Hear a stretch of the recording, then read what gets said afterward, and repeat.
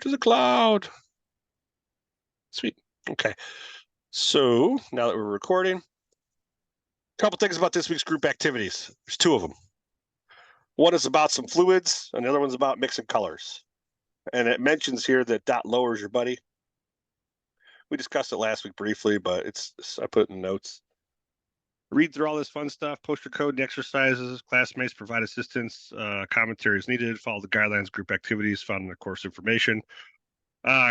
Group activities, you post your code, you cut and paste your code, and you add a .py file, and you reach out to at least two other students. You critique two other students. That's not, hey, I like your code. That's, oh, cool. This is what you did it here, or blah, blah, blah. You know, have a banter with at least two other folks. Earlier, you start posting, check it a couple times throughout the 2 weeks, you're done in no time. It's relatively easy. Now, the thing about this code, let's start off, let's pick some colors. Folks want to mix some colors? What do you think? We'll mix some colors. Let me find my template. Boop. Boop, boop. Put that right there for now. Let's take a look at this. So mix some primary colors, red and blue and yellow, create secondary colors, orange, green, and purple. Okay, so I like this. I'm going to copy that. Design your program which prompts the user to enter two primary colors. So prompts the user enter two primary colors. Other than red, blue, or yellow, it is entered. The program should display an error message. Okay, display an error message if you don't add a red, blue, or yellow. That sounds like an else statement. If they entered two of the same color, an error message should display. Otherwise, the program should display the name of the secondary color. Okay, cool. So not a primary color. Two colors are the same. Two error messages. Three colors we have to make. Sounds legit, right? Let's take a look at this. We'll change this. We'll call this class lesson 2 group lab. Copy this file, save as. Don't want to wreck my template. Lesson 2. Sweet. So we're in business. Still in a short name. This will be changed. This will be a color mixer, and Gill liquid stuff. Liquid stuff. Change the date to whatever this is. What's his date? 9/20. Yep. 9/20. Purpose. Leverage lesson 02 material. Now here's the deal with this. For those of you that are present, for those of you that are going to watch this, you need to use things in lesson 2 in your lab. So no more of this futuristic stuff that's like not even in class with no comments. No more of the same code that matches your students identically on per line. Write your own stuff. Use what was in lesson 1, lesson 2. It's easy. This is how you learn the fundamentals. That's it. There's no other way to learn it. You can cut and paste all you want, but you're not going to learn it. All right. So let's just add our 3 quotes here. Put our stuff. That's not what I wanted. Let's go back to this. Copy that. Dump it there. Cool. Import random. Line break. Print line break. Welcome to the color mixer. To the color mixer.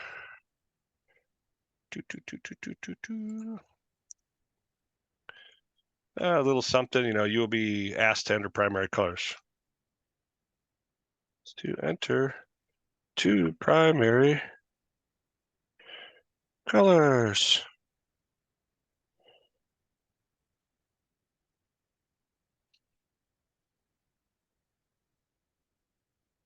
Red, blue. Where are they? Red, blue, yellow? Are those the ones we're doing? Yeah. I'll take that. Cool. Sweet. So has anybody mastered the sleep yet? How to pause your code for dramatic effect? Has anyone tried it? Got a yes.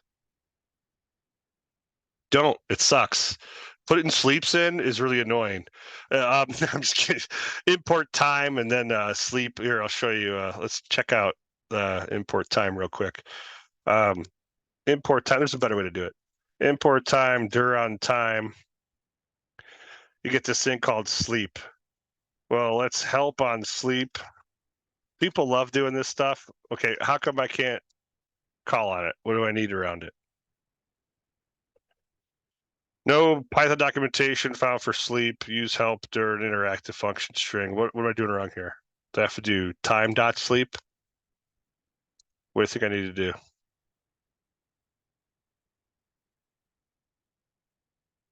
Is that a thing? No. What's the best way to get help for sleep?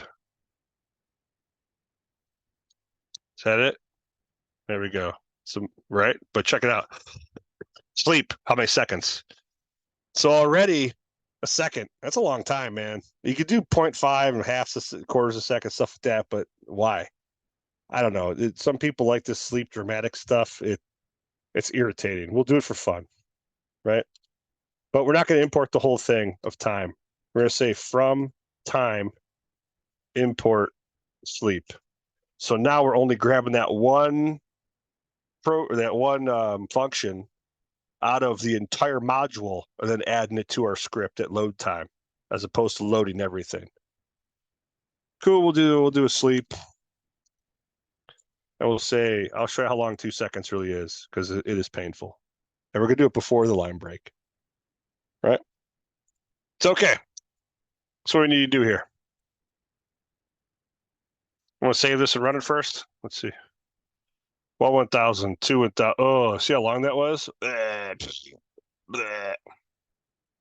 1 is fine. If you want to be dramatic. Not a huge fan of sleep. I just think it wastes time. Precious time. Right? There's better ways to do it.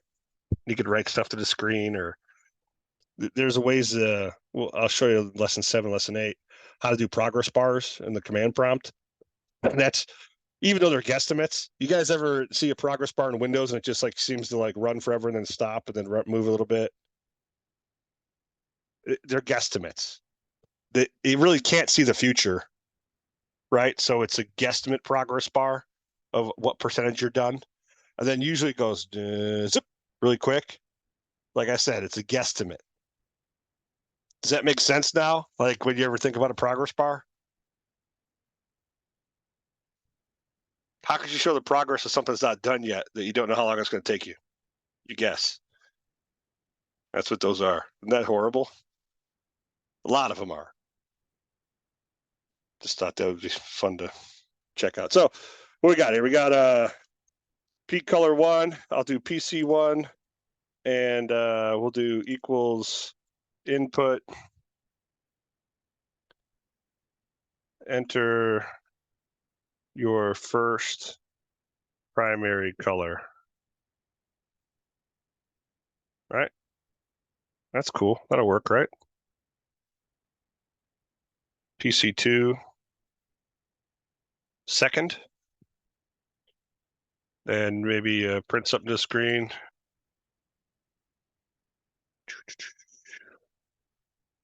You have selected what do we want to do here? PC1 and PC2.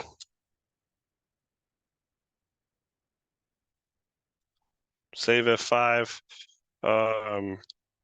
Purple, pink. I misspelled everything. So it'll take whatever we want so far, right? But it's working. It appears to work, right? Everybody happy? So now what do we want to do? We got to write some error messages. Error if same. Error if not a primary. You want to do those first or last? You want the logic to run and check, or does it matter?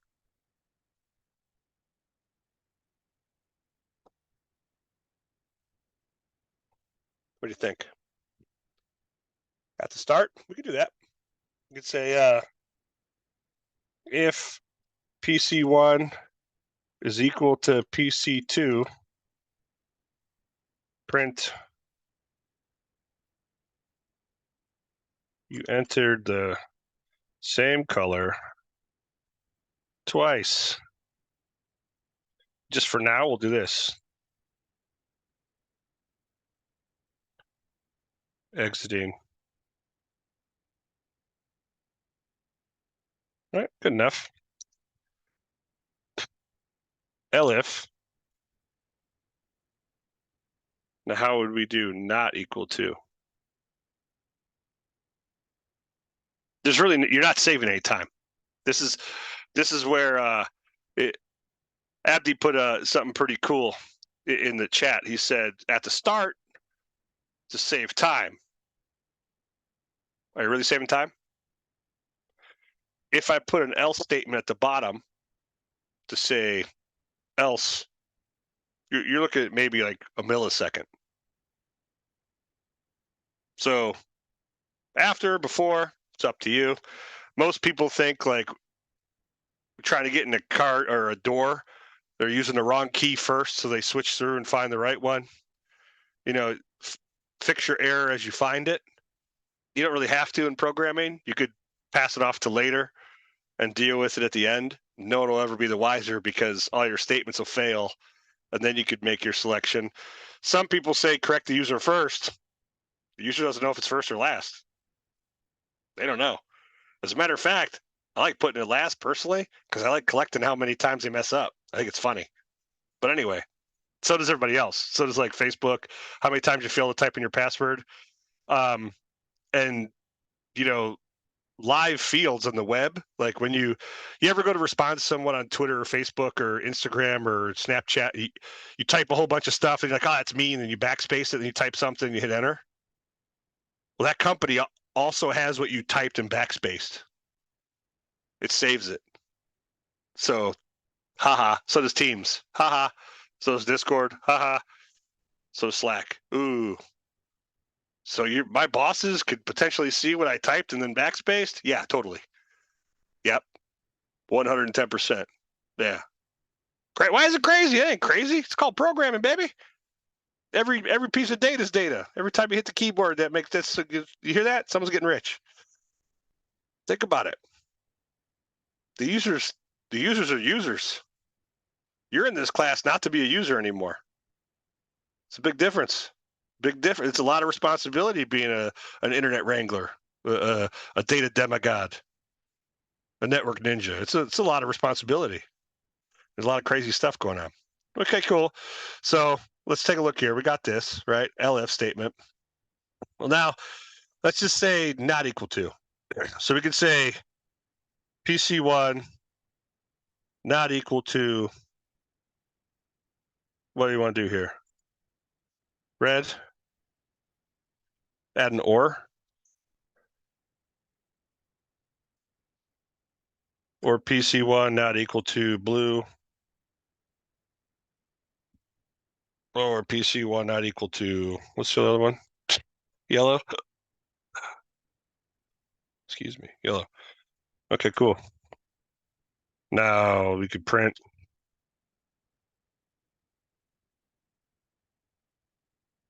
you entered an incorrect color for PC1 for your first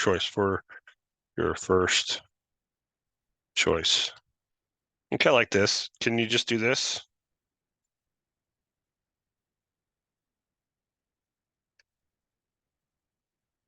Could you do this all in one line? Could you go PC1 not red, blue, or yellow, or PC2 not red, blue, or yellow? Yeah, you can. Because this is kind of like if, right? So let's give it a test.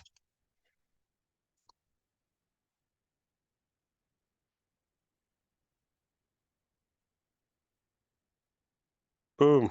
Primary color. Ooh, there's that pause, dramatic pause. Enter your first primary color. red. Enter your second color, pink. You've entered an incorrect choice for your first. Oh, you've entered an incorrect color for your first choice. Oh, look at this. I didn't change it to second. There we go. There's a problem though. Our input, change it to that lower. You could flip it around later on or just do it as they input it. It's fine, right? Save it again, hit F5. Let's go pink, red. You selected pink and red. You've entered an incorrect color for your first choice. What if I did pink and pink?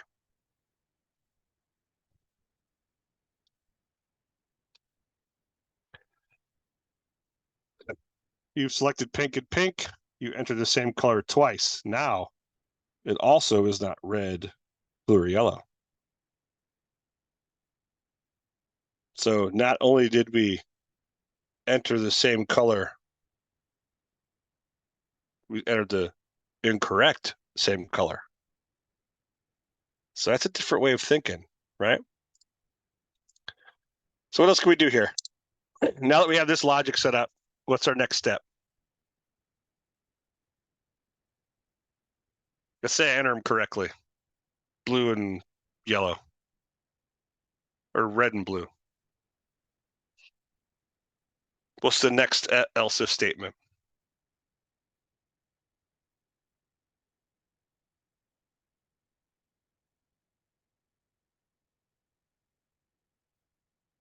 Hit it? Okay, let's go. elif, quiet group tonight. elif PC1 is equal to, we'll say what, red? Red. And primary color 2 is equal to, what do you want to make first? You want to make purple? We'll make purple. Blue. Okay, so this is our first comparison. Now to do the inverse of this in the same line, just or, grab this, flip these around.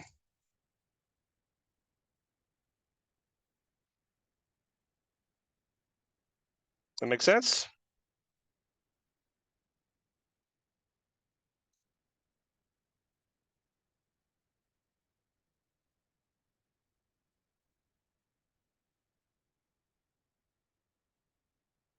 Is that right? How do you feel?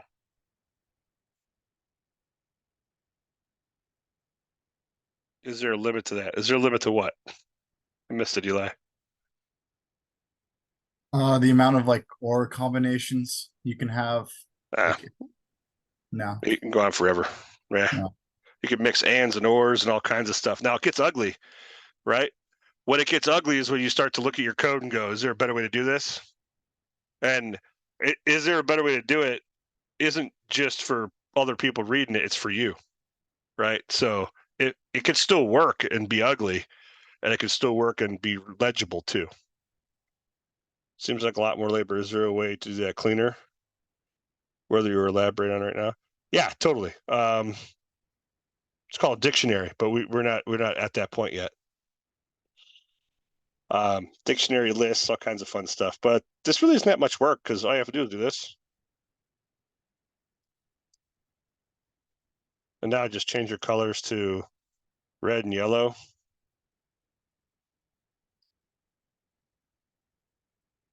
It's really not that much work at all. Now what's the other one? Yellow and blue.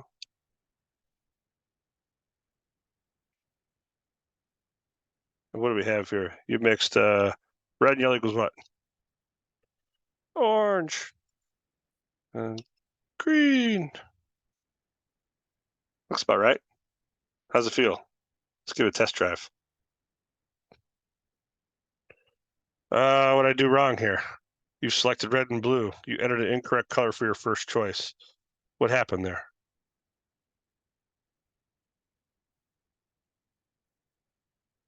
What happened to PC1 being red?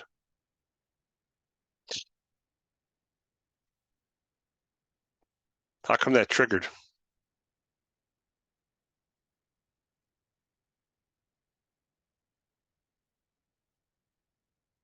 Anybody see it?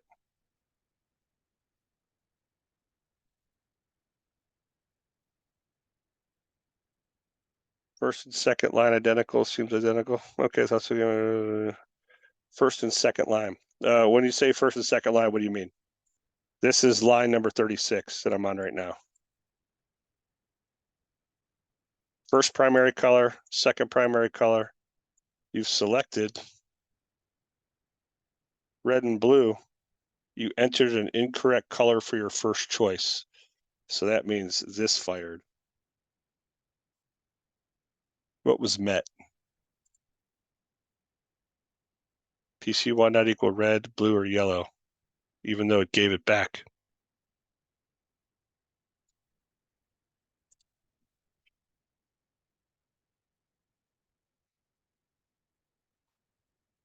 Look at that tab right there. Why is that so different? Well, it knows I did the same color twice because they're equal. So that logic worked. Let's run it again. Let's stick with our red. Let's stick with our blue. Something with this tab. It's not digging this tab, is it? Let's get rid of these tabs. As a matter of fact, let's get rid of that sleep. Boom. Red. Blue. What's going on here? It's showing me red.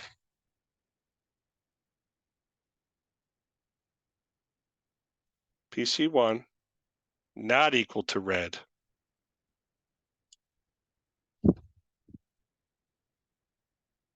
Or PC1 not equal to blue. It's not equal to blue because it's red.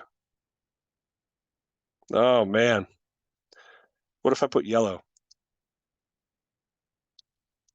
Do you see what's going on here? Anybody catch it?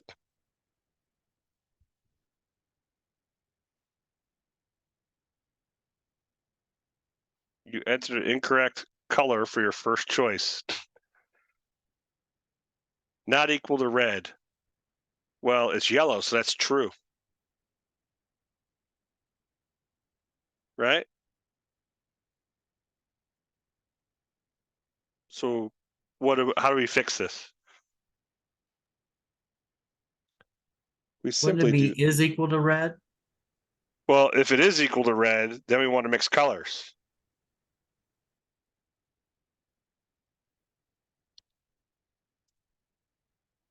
Now, if we just do this, print,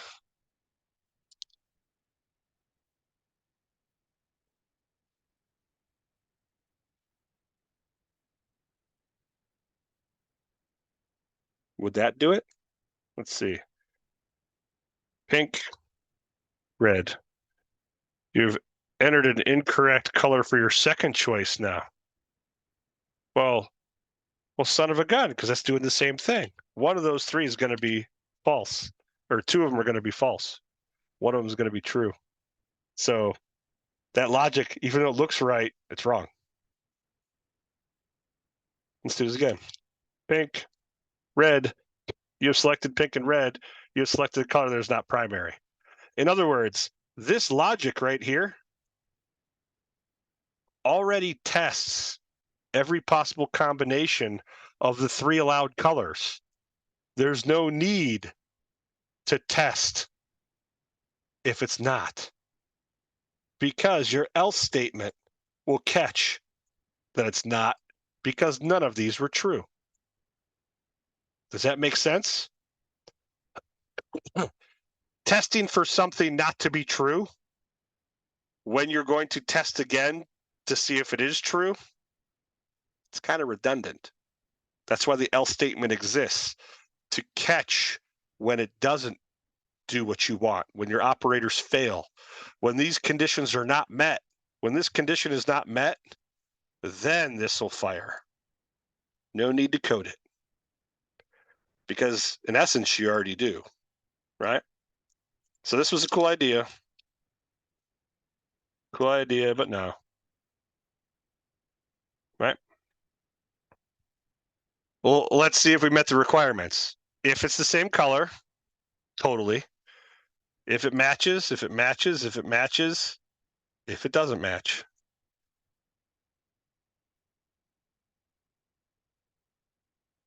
I think I'm wrong, but all are not equal.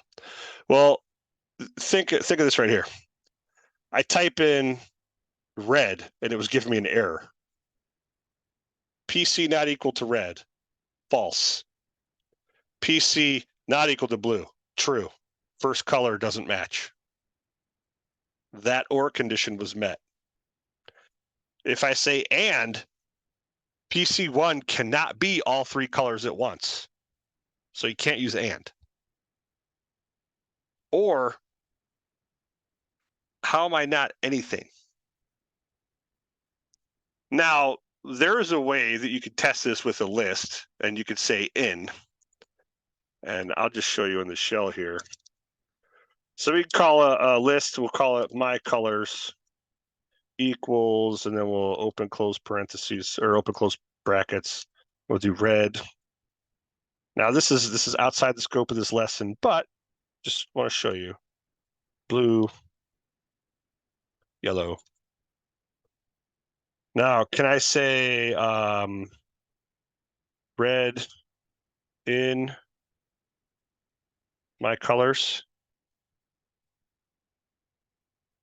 That's kind of cool, because what we learn about Boolean expressions?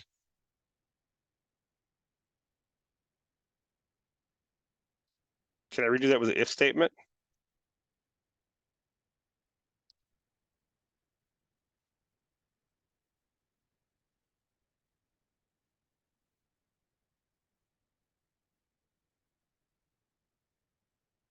So I'm not going to tell you can't do it. I'm just going to say there's other ways to do it. What we haven't learned or really dove into yet is lists. That's coming up. It's coming up next week. But lists here, you can do this way. You can say my colors, red, blue, yellow, or call it primary colors. We can go over here and make this really easy on ourselves. But this would suffice for lesson 2, by the way. This would suffice for lesson 2. The goal is if, else statements, and comparison operators, ors, equal tos, stuff like that, all that fun stuff. We've achieved greatness, right? We've achieved the requirements. But if we wanted to take it to the next level, of course, you can do that whole nested if stuff. So you could say P colors, primary colors, equal to, and I'll just cut and paste from my shell because I'm lazy. Copy. I'll just dump that here. So now we have this, and could we say if PC1 and PC2 in P colors, print test. Let's see if this works. Oh, my bad.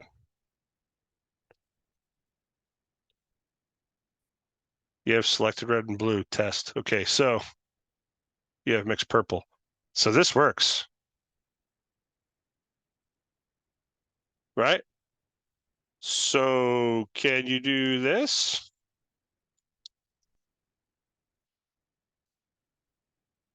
Here we go, mixing.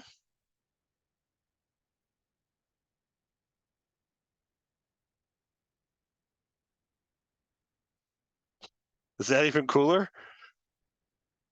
It's out for debate. So now you could say, if PC1 and PC2 in colors, print, here we go, mixing. If, then you get all your fun stuff. Let's see if it works. Enter your first primary color. Pink. Yellow. You've selected pink and yellow. Here we go, mixing. Now, what happened here?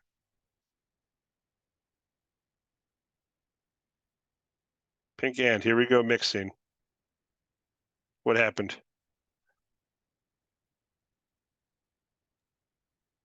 This wasn't true. So this wasn't met, right? So PC1 and PC2 in colors. It says you selected, here's your two colors, right? This line is this line right here. And then it says, here we go mixing. Well, it made it to print. If this and. So could we do this to couple them? Let's see if that matters, right?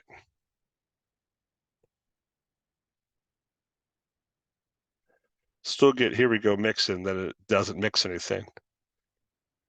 If this print, right? Well, you selected a color that's not primary, should fire. How do I get this to work properly?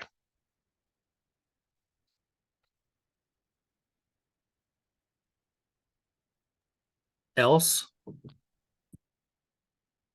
Elsewhere.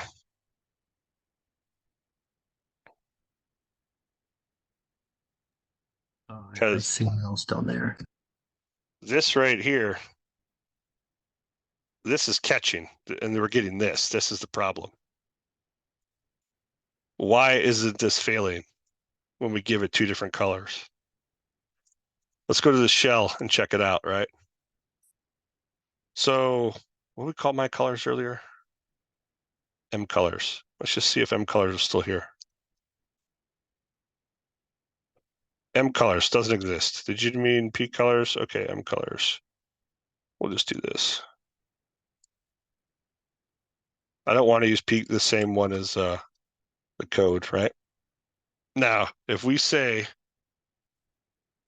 red, or let's say and blue in M colors, we get a true.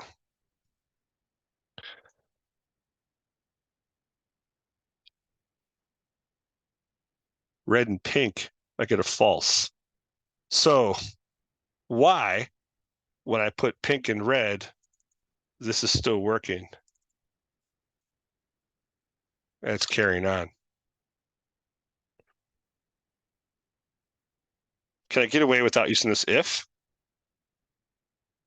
No, invalid syntax, right? So what changes this if statement? Because you notice I'm not doing that here.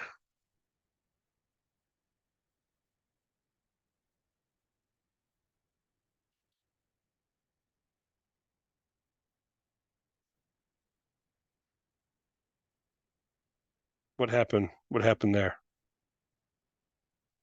It was false, right? Let's do this again.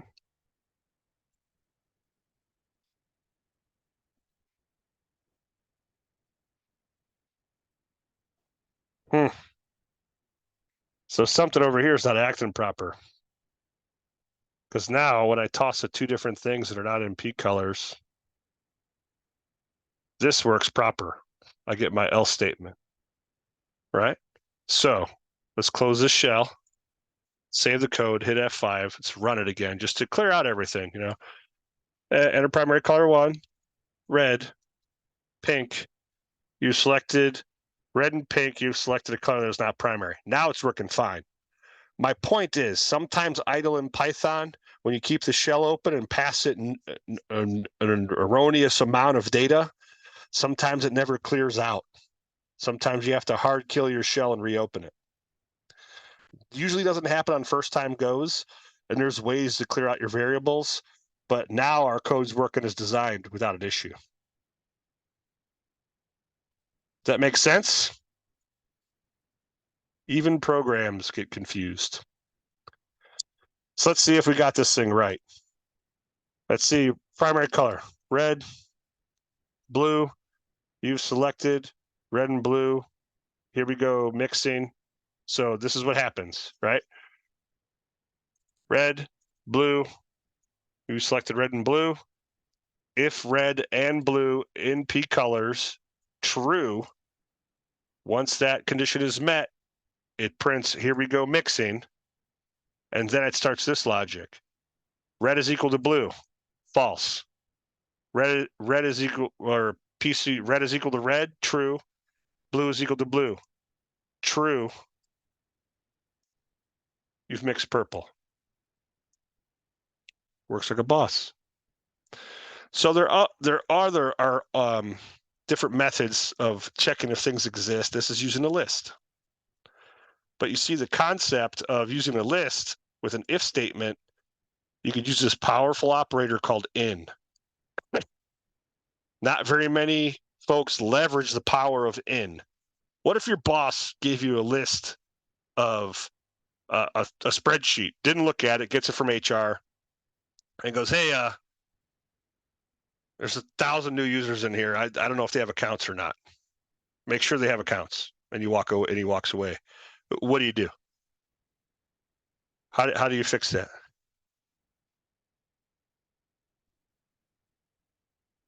Don't think of in a dictionary. We're not using a dictionary. We're using a list right here. In simply checks to see if these strings are in your list. In goes, is this string and this string in my list? Yes, they are. True. That's all that does. We'll talk about dictionaries at a later date. I don't want to confuse anybody right now. But back to the question. How, if you were given a list of 1,000 users and your boss says, I don't know if they have accounts or not, how would you tell if they have accounts or not? List A. He gives you list A. What would you do? Dump accounts from the database, Active Directory, or website. Dump the accounts, put it in a list. Now you have a list that your boss gave you, right? And then you have another list of all current accounts. Could you say if in list A and in list B account already exists, else create account? Could you do that?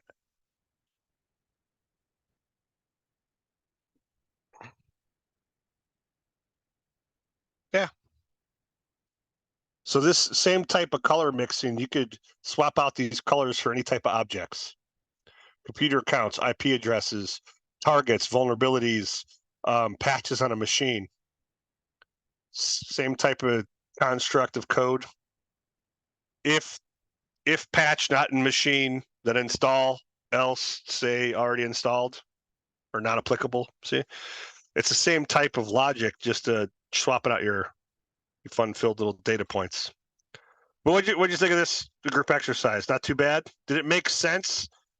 Why not to check for everything? Because your else statement catches. It's like a catch-all. It catches where you didn't perform any logic checks. Cool. It's hard to get over. Some people are very meticulous and they want to check for everything. Well, in reality, we did. We just didn't codify it line by line.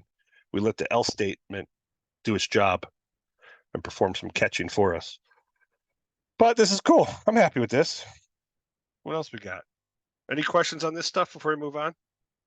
We could beat this stuff up. This is what I'm here for. Now, the stuff with the list is going overboard. You know, you didn't really have to do this. We really didn't have to do that, but we did it anyway. Right? It's fun. It's cool stuff. Cool. Let's check out number 2. Well, number 1. A U.S. customary gill is measured with volume equal to 32 fluid drams. What? Never even used this. 1 dram is equal to 1/8 of a U.S. What? Else, these are real yes, these are fluid ounces to calculate. Drams, ounces times 8, other gills times this. Write a program that asks the user to enter the number of ounces of apple cider they want to purchase. Okay, I'm just going to grab this. Right? Let's do this.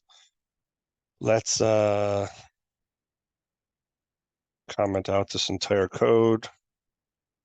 We'll do a line here, say group exercise 2, group exercise 1.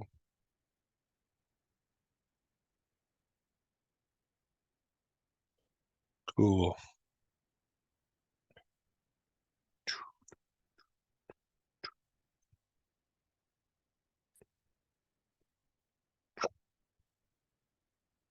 Okay.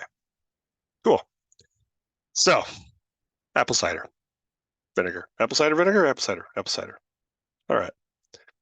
So what do we got here? Let's grab this. Welcome to the cider shop.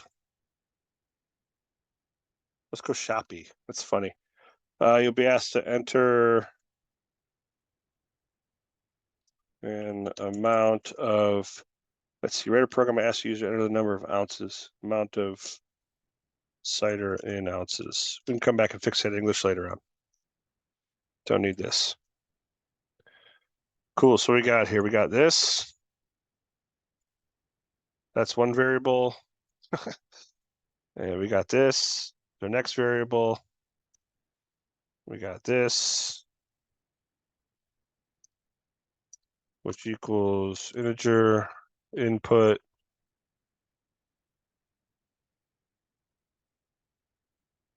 How many ounces of cider do you desire? Yep. Cool. We done? What we gotta do?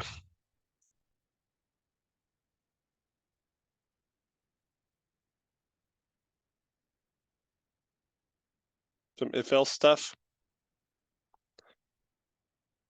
What's the best way to do this? Is there a best way? Is there multiple ways? We got most of it already. They were kind enough to do the drams and ounces and stuff for us, kind of do the code for us in a way. What do we do here?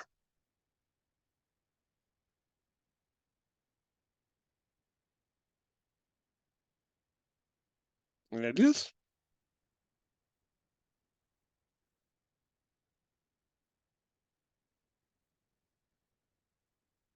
What's going to happen where I'm sitting right now at this code? This is going to print to the screen. You'll be asked how many ounces of cider do you want? And then what do we do? Let's repeat back to the user how many they want, right? Because we're going to have drams and gills already set up. So let's just print to the user. Let's say,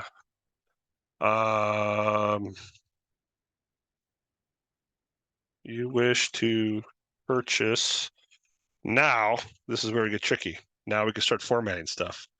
You say format, and then call on our drams. And we could say, what was the format for 2 decimal places to the right of decimal point? Anybody remember? .2f. You're right. So it's quote .2f quote. Right? Is that it? Ah, still getting me. I'll buy that. Right? Then that's purchase blah blah blah drams and comma quote, and we'll do this.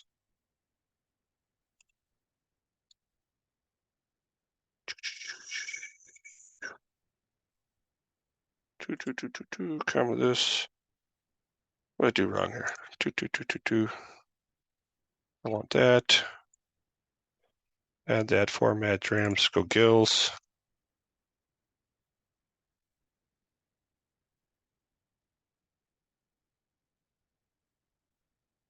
Let's see how this looks.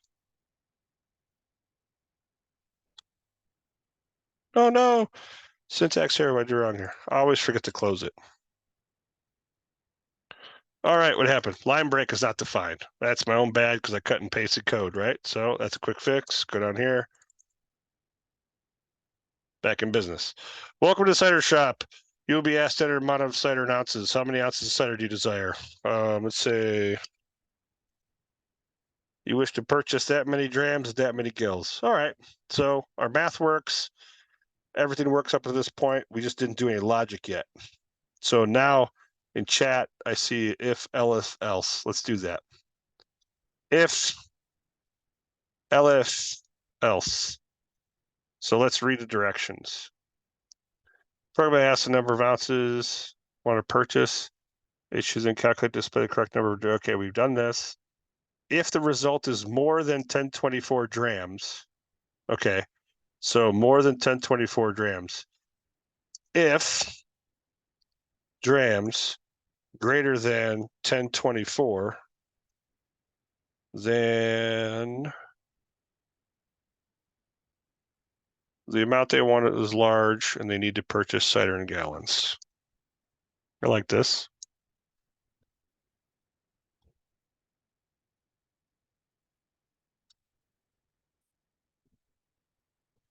You want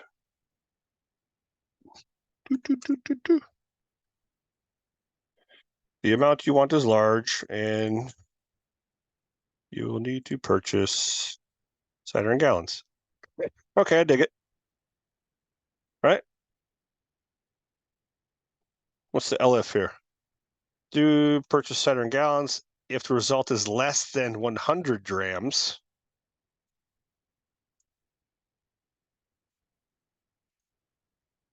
Drams less than 100. Should display indicating the amount they want is too small. And perhaps you should buy a pint.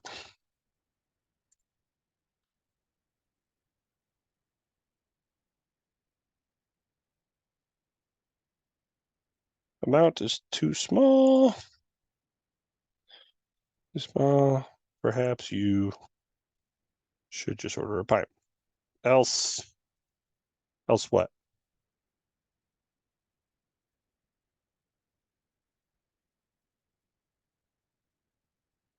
Else what?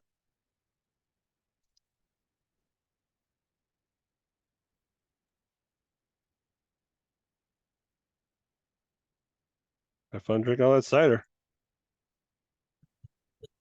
Let's see if we got this. Okay, how many ounces of cider do we desire? 10. You wish to purchase 80 drams and 2.5 gills. The amount is too small. Perhaps you should order a pint. Okay, so 10 ounces is too small. What's that sweet spot? 100? 80 drams. That's it. Perfect, right? Because if I go over that, cool. Not bad. Have we achieved awesomeness? I'm not mad at this. Simple, kind of clean. We used a lot of what they gave us. We cut and pasted that, cut and pasted a lot of our output. The thing is, are our comparisons correct? If drams greater than 1024, else if drams less than 100, else good to go. And you could also rebuttal this print statement. You could take this and put this in your else statement as well. Right?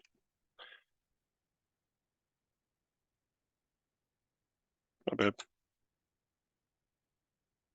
Save F5. Let's do that 100. There we go. So you get to double print, but it's fine. You can go ahead and trick this out however you want. Comparison operators at their awesomeness, right? If this statement is met, perform this script block.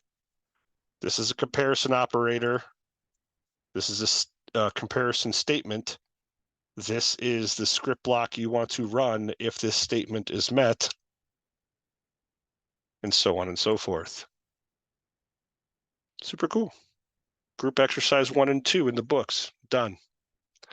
Not too bad. Are there other ways you could do this? Yes. We even, the first one, we kind of went overboard with the list and the extra if else statement, which is fine.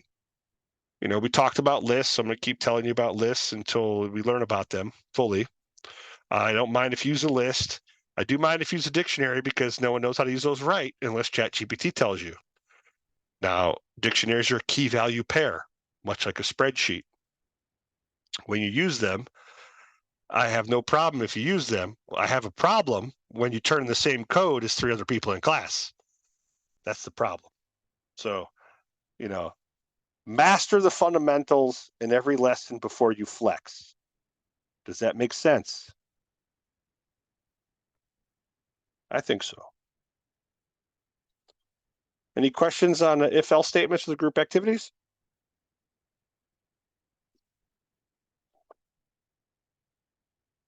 None? Nothing? Cool. I'm going to go ahead and stop the recording.